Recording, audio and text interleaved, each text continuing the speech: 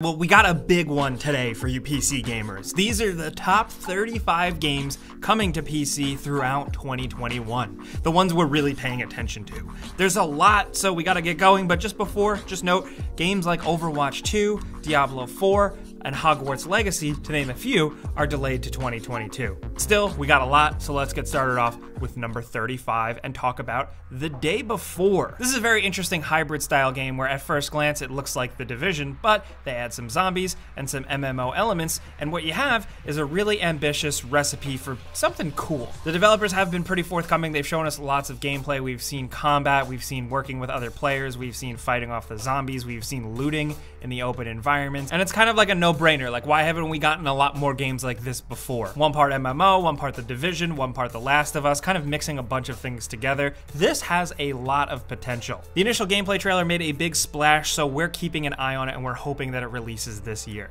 Next, over at number 34, we have another ambitious game called Manor Lords. This is a medieval strategy game for PC, a genre that I know many PC gamers really love. But this one, of course, has big, huge, large-scale tactical battles, but also city-building elements. So it's a very cool, creative marriage of two concepts that PC gamers have been proven to love. Very realistic, medieval, accurate battles, the strategy that comes with that, but mixed with the strategy that comes with building up a settlement, then a town, then a city. That can be a really addicting recipe, if you ask me. It is going to be releasing seemingly in early access this year, and we're excited to see what comes of it. Next, over at number 33, we have Outriders, billed as another kind of third-person shooter, action-centric, next-generation game. This was pushed, but now we know we're going to see it in 2021, and it's going to have a home on PC as well as the next-gen consoles, and it seems interesting. It's from the developers People Can Fly. They have a track record for making great shooters. Bulletstorm is still one of my all-time favorites, and this one, although at a glance it looks generic, the more you watch the gameplay, the kind of abilities that the characters have, and just third-person action does make it stand out. We're hoping that the fact that this game gets a little more time in the oven is just going to make it even more special. This is currently slated to release on Steam April 1st, 2021. Next up at number 32, we have LEGO Star Wars: The Skywalker Saga, which looks like it could potentially be the definitive LEGO Star Wars game. This thing is going to cover a lot of ground, spanning a lot of Star Wars movies, with a big new emphasis on just big action moments, cinematic stuff, comedy, really shockingly great visuals. The LEGO games always really surprise me like that, and it seems like they're possibly trying to capitalize on just the amount of love there is for the LEGO Star Wars series. There's nostalgia there, of course, but I'm curious to see if this new one can really back it up in the gameplay department and just be a ton of fun. Early previews and press who've gotten their hands on it have said good things about it. This one has been pushed and delayed quite a bit, but we're looking forward to checking it out this year. Next, over at number 31, we have Humankind, which is billed as a historical strategy game, which looks downright beautiful. It's being published by Sega and developed by Amplitude Studios, the folks behind Endless Space, and this looks like almost like something that can compete with Civilization but bring some new and exciting ideas to the table. It's got a little bit of a different flair to it, a different vibe to it, and if you ask me, as somebody who loves Civilization, I would love to see that big video game franchise challenged by a little guy. There's an emphasis on history here and changing it and cultures and kind of molding them together to create like your own new custom thing, and I'm just excited to see where that can go in the gameplay department. As of right now, Humankind is slated for April 2021. Next, over at number 30, we have Chivalry 2. If you like being a medieval dude and going on castle sieges and killing people with swords and pikes and axes, Chivalry 2 looks to really kind of up the action, and in their description kind of give you that movie-like experience of just high-quality, cinematic, medieval, brutal battles. This is first-person and multiplayer focused, and we're really excited to see what they can do with this, considering Mordhau released on PC and people loved it and it really kind of changed the game. So Chivalry 2 has to really step up. We'll know for sure when it releases summer of 2021. Next at number 29, we have Ghostwire Tokyo. This is an action-adventure horror themed game developed by Tango Gameworks and published by Bethesda. It was revealed at E3 2019 and of course made a big splash because Tango Gameworks, horror, Shinji Mikami being involved. But interestingly enough, as time has gone on, it's been revealed to be a first-person game. It seems very creative, it seems wildly out there. The creative director has actually moved on from the project onto something else. We're wondering if there's a direction shift. Still, the concept seems pretty cool, dealing with ghosts in a neon-lit Tokyo, but we still want to see a lot more from this game before we get super excited for it. We do know it is releasing October of 2021. Next, over at number 28, we have Starfield. Yes, we're putting this on this list just to be hopeful. Is Bethesda's next big RPG, this new IP, this sci-fi epic, going to be out this year? We don't know for sure. We know Bethesda is also working on the next Elder Scrolls game, but that's even further off. We know Starfield is coming first. Is it going to be 2021? Who knows, dude? This is like the one big question mark on this list, but we wanted to include it because if it does come out in 2021, that could make for a pretty good holiday season. Next, over at number 27, we have Senua's Saga Hellblade 2. This is the sequel to the absolutely fantastic Hellblade Senua's Sacrifice, and from what we've seen of this game, it looks downright incredible. The story looks to be taking an even darker turn considering where the first story went. We've seen some insane visuals. It has been a highlight of the Xbox Series X and that whole thing, but we know that it is also releasing on PC, and we're really excited to get our hands on it. We're guessing, and we're also hoping, that this game gets dated for 2021 pretty soon. But next, over at number 26, we have Everspace 2. This released early in 2021, so of course we had to include it because it has taken the world by storm. It is a deep, fun, engaging, lengthy, single-player, first-person space experience. If you love exploring space, crafting, engaging in RPG stats and elements like that, Everspace 2 looks to keep you busy for a long time. It has been very well received, and technically I believe it's still in early access, so there's more to come. It's not really totally like any of the games I'm about to mention, but if you're into anything from Elite Dangerous to No Man's Sky, you might really owe it to yourself to check out Everspace 2. Next, over at number 25, we have Evil Genius 2 World Domination. This is being developed and published by Rebellion, the people behind the very awesome Sniper Elite series. These games are very interesting and very creative. Where Tropico takes a nice spin on City Builder, Evil Genius does the same type of evil spin on you being a villain, building out your secret lair. Whether it's like a top secret laboratory on an island or just an evil dungeon in a volcano, the possibilities are endless, and it's just really cool, and it's a refreshing idea. The first one was, and we're hoping the second one continues that trend. Evil Genius 2 World Domination is releasing on March 30th, 2021. Next, over at number 24, we have The Ascent. This is a single-player and co-op focused top-down RPG shooter. The action seems pretty nuts, especially with some really cool effects going on, and just the world design itself because it is cyberpunk inspired. Not inspired by Cyberpunk the game, but Cyberpunk the concept. That's a very important distinction. So if you did get a taste of Cyberpunk with that game that we've all been talking about so much, and you want something a little bit different here that takes that concept even further, The Ascent might be a fun action romp that you might want to consider in 2021. Next, at number 23, we have The Outlast Trials. This is the next Outlast game. It is, however, a prequel based around Cold War experiments, and honestly, it's been pretty mysterious since this game has been announced, but we're excited to see what Red Barrels comes up with. They kind of always deliver on the Outlast department, and if they're branching out and trying something a little bit new and a little bit different, we're definitely going to be willing to give it a shot. The Outlast Trials is coming sometime in 2021. Now down to number 22, speaking of another one that was announced a long time ago, we have Scorn. This is that horror first-person shooter game very much inspired by the art of H.R. Giger. On consoles, it is exclusive to Xbox Series X and S, but on PC, we're gonna be able to play it. That's where I'm probably gonna play it, because it very much looks like a game focused on visuals and atmosphere. This is a game I wanna get right up in my monitor screen with some good headphones, the graphics turned up to 11, and then I just get spooked. They've been working on this game for a really long time. It's still labeled TBD, but we're thinking 2021 is finally going to be the year, considering they've started to roll out marketing again. Next, over at number 21, we have Prince of Persia: The Sands of Time remake. Now, this game was announced for all platforms in 2020 amid some skepticism by fans. Our first look at the game, it looked a little rough, if I'm being honest. But I think a remake of Sands of Time, a game that necessarily doesn't need a remake, but hey, you know, a new reason to play it, a new shiny coat of paint. The game really needs the love it deserves, and we want to give Ubisoft and the developers specifically making this game props for deciding to delay it for quite a bit. We don't want to rush them. I think a game like Sands of Time needs all that love and care, but there is a possibility we could see it in 2020-21, so we wanted to mention it. Now down to number 20, we have Little Nightmares 2. This game released in early February, and we just want to say, man, definitely go play it. If you love short but fun horror experiences like Limbo or Inside, Little Nightmares 2 really scratches that itch and then some. Not to mention the first game as well. It plays with horror tropes you've seen before in interesting new ways. It has some fun puzzle platforming, some incredible visuals. Definitely play it with headphones. It's not the scariest game, but it is an unsettling game, and you should check it out. Next, down to 19, we have State of Decay 3, a game that, to be honest, to this day, we still don't know too much about. We know it's coming exclusively on consoles to Xbox, but we're gonna get it on PC. And all we've gotten is a cinematic trailer with a winter theme and a hint of zombie animals. That's all we got. Honestly, like I've said before, State of Decay 2 has come a long way. Undead Labs has really kind of played with this type of genre that they've kind of come up with, and we're excited to see where they take it with a third outing.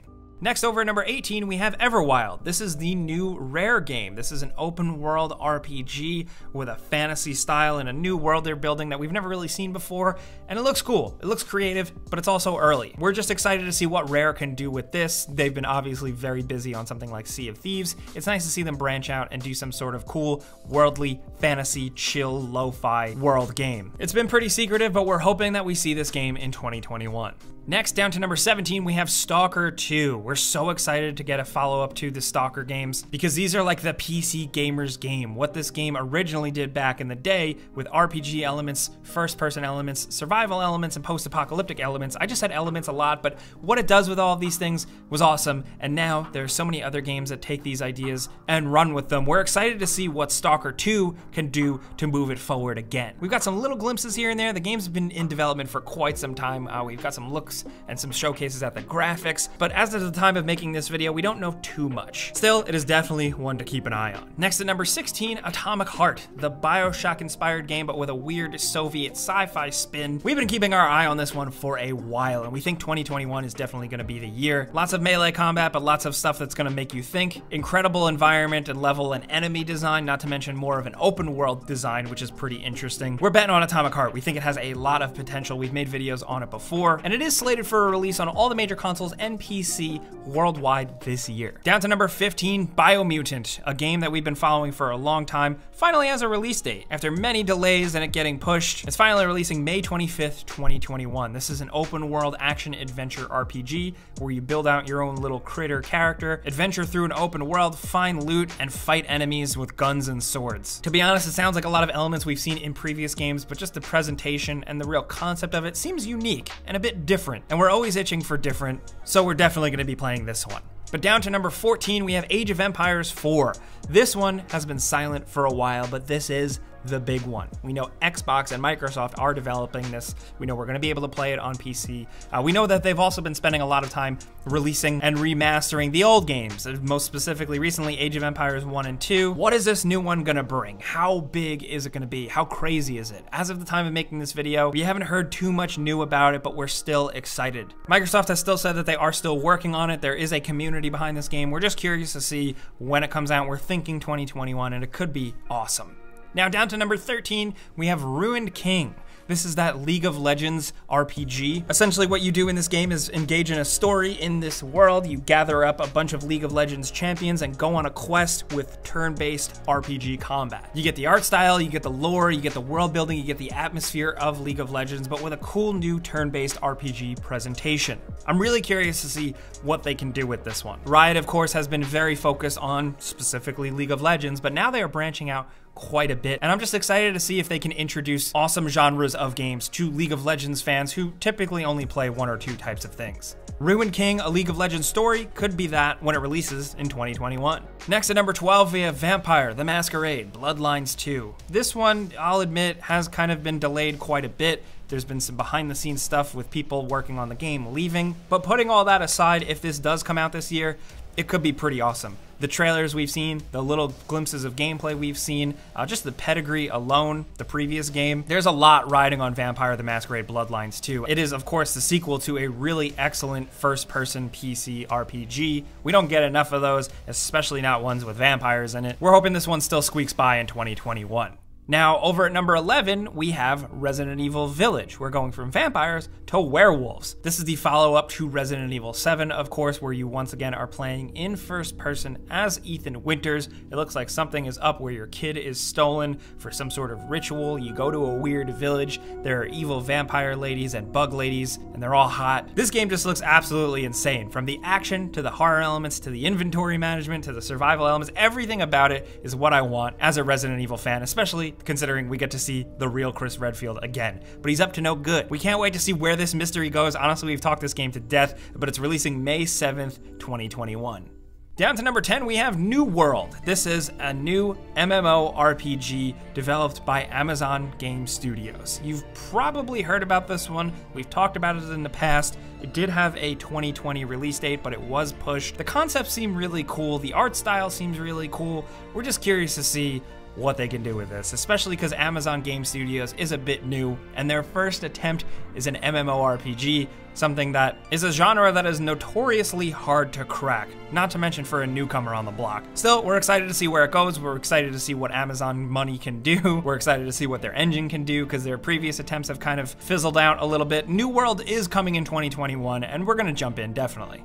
Next, over at number 9, we have Gotham Knights. This is an interesting new Arkham-style game that technically does not take place in the Arkham universe, but instead focuses on a new story and world where Bruce Wayne and Commissioner Gordon are dead, and it's up to the Bat family to team together, punch a bunch of dudes, engage in RPG elements and loot, and save the day in an open world Gotham. This honestly looks kind of cool. Once you can get over the fact that Batman isn't in the game, which was hard, and once you get over the fact that it is built a little bit around co-op, the actual moment-to-moment combat, the traversal, and some of the story stuff and presentation seems pretty enticing to me as a Batman fan. To be honest, not enough people have been exposed to the Bat family and the cool stories that come with it. WB Games Montreal is releasing this in 2021. Next at number 8, we have Elden Ring, the new From Software open world RPG, which was announced, and J.R.R. Martin is helping work on the story, and we don't know anything else about it, and it's driving the internet insane. Everybody is, of course, clamoring for the next From Software game, the developers behind Sekiro, Shadows Die Twice, Dark Souls, Bloodborne, you name it. This has potential. Obviously, maybe you should bet on it, but we're still really clamoring for some information. They've gone quiet, dude. Hopefully, they just come out and say, hey, here's the game, here's the trailer, it's out next month. We would love to see that in 2021. It would make us very happy. Down to number 7, though, we have Halo Infinite. This is a game that was slated to release in 2020 for PC and the launch of the new Xbox Series X, and it was delayed. A lot of people were not happy with the initial game reveal, so the developers have gone back to the table to really work on the game, and we're thinking that it's gonna definitely show up in 2021. The single-player campaign is, of course, focusing on larger environments, and of course, we're also getting a bunch of multiplayer. But the ball is really in Halo's court. Since Halo was king, a lot of new games have come out and really dominated and really captured mainstream audiences, and it's up to Halo to kind of bring things back to basics and maybe bring everyone on board again. Can they do it? We don't know, but we're definitely sitting from the sidelines eating popcorn. Down to number 6, we have Back 4 Blood. This is a co-op first-person shooter from the people behind Left 4 Dead. Yeah, man. So basically, if you heard that and you thought of something, yes, that's exactly what you're getting. Now, Turtle Rock Studios, the developers, did previously work on Evolve, but we're definitely thinking this time around they get their own spin on things and they get to go back to what they really excel at, and that is shooting zombies with some friends. The weapons look cool, the gore looks cool, the effects look cool, and to be honest, I think this is just a game we need right now, and it's releasing on all the consoles and PC June 18th, 2021. Down to number 5, we have Deathloop. This is a Bethesda published game that is a PlayStation 5 console exclusive that is also on PC. And honestly, this type of game we think belongs on PC because it's developed by Arcane, the folks behind Dishonored and Prey. We like the concepts, we like the flow of their game, so we're really excited to see what they can do with the Deathloop, considering the premise is very interesting. There's kind of this endless fight, this battle between two assassins, kind of a repeating time loop, Groundhog's Day type of thing, and we've seen a lot of things that really caught our eye, like cool weapon designs, character and enemy designs, world designs, just an interesting sci-fi spin and vibe that we're itching to play, especially with a mouse and keyboard. Also, we just love action and adventure games, so there's that too. We're going to be playing this May 21st, 2021. Now down to number 4, another game that released on PC not too long ago is Hitman 3. This is the 3rd game in the Hitman World of Assassination trilogy, where they kind of blew up the level design and opened up the freedom and let you kind of do whatever you want in these endlessly replayable sandbox levels, and we think this 3rd entry is where it all really clicks and come together. As an old school, very traditional Hitman fan, it took a long time for these games to win me over, and Hitman 3 finally did. There's a little bit of story agency that they inject into the levels, but they are still creative and fun and endlessly replayable, where you just kind of make your own memorable moments, and it's incredibly satisfying. Not to mention that, it also just looks downright insane. on PC. Consider getting it, turning up those graphics, because wow, it is something else. IO Interactive are just great developers, and we're excited to see what they're going to do next after this. Now down to number 3, we have Far Cry 6, a game that has been delayed, but we think we're gonna see at some point in 2021. This is a first-person action, open-world first-person shooter, very much like any other Far Cry game, and it takes place on a fictional Caribbean island of Yara, apparently loosely inspired by Cuba because there is some civil unrest. You engage in that, and you take that fight to the dictator, who is played none other than Giancarlo Esposito, aka Moff Gideon, aka Gustavo Fring, aka the perfect villain. We're really excited to see where this goes, including the way guerrilla tactics are implemented and the game world having its own city within it, the biggest that we've seen in a Far Cry game. Is this going to be enough to finally make Far Cry break from the formula again like Far Cry 3 did? Is this new Far Cry 6 going to feel revolutionary? No pun intended. We'll find out for sure when we get our hands on it, either the second quarter or the third quarter of 2021. Down to number 2, we have Dying Light 2, another game we have been foaming at the mouth for so long, another game that has been delayed quite a bit, but considering Dying Light was a fantastic experience on PC that was supported for years and years, you should still pick it up because there's so much good content in there. Dying Light 2 really blows it out of the water with how your decisions shape the world, with how they focused on storytelling and world building this time around. The potential for this game seems really high. We still argue that the original Dying Light is extremely underrated, and with the way Dying Light 2 seems to be blowing things out of the water, like I said, this could reach like Game of the Year levels. Is that ambitious on my part? I don't know. I just really like zombie parkour games. The developer publisher Techland has admittedly been pretty quiet on this game for a while, but we're expecting to see